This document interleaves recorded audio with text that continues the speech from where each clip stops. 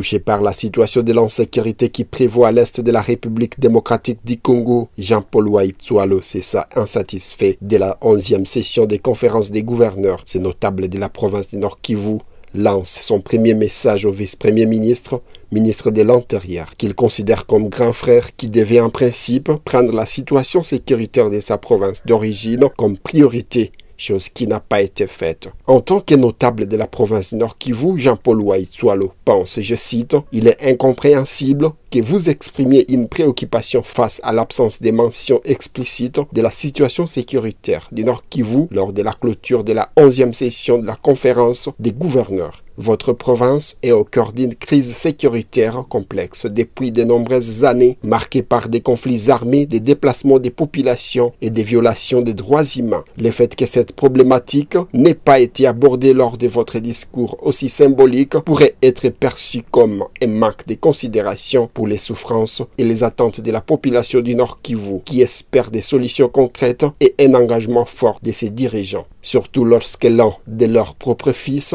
que vous êtes, occupe une position aussi stratégique, a déploré Jean-Paul Waïtsoalo, notable du Nord Kivu. Ces leaders proposeraient tout de même à ses fils de la province d'insister sur plusieurs aspects, à savoir la nécessité d'une reconnaissance des réalités locales. Les discours nationaux devraient refléter les priorités des différentes provinces, en particulier celles qui sont confrontées à des défis aussi pressants que l'insécurité. L'importance d'un leadership de proximité. Les citoyens du Nord Kivu attendent de leurs fils que vous êtes un plaidoyer constant et une implication directe dans la recherche des solutions. Les rôles d'exemplarité en tant que fils de la province, votre engagement devrait non seulement être verbal, mais également concret, à travers des initiatives spécifiques pour pacifier et stabiliser la région, a insisté Jean-Paul Waïtsoalo. Et d'ajouter, vous pourriez également appeler à une communication plus régulière et transparente entre les autorités nationales et les populations locales, afin de renforcer la confiance et de montrer que les préoccupations de la population du Nord Kivu sont prises en compte. Cela contribuerait à apaiser les frustrations et à mobiliser les efforts collectifs pour la paix. Un tel positionnement constructif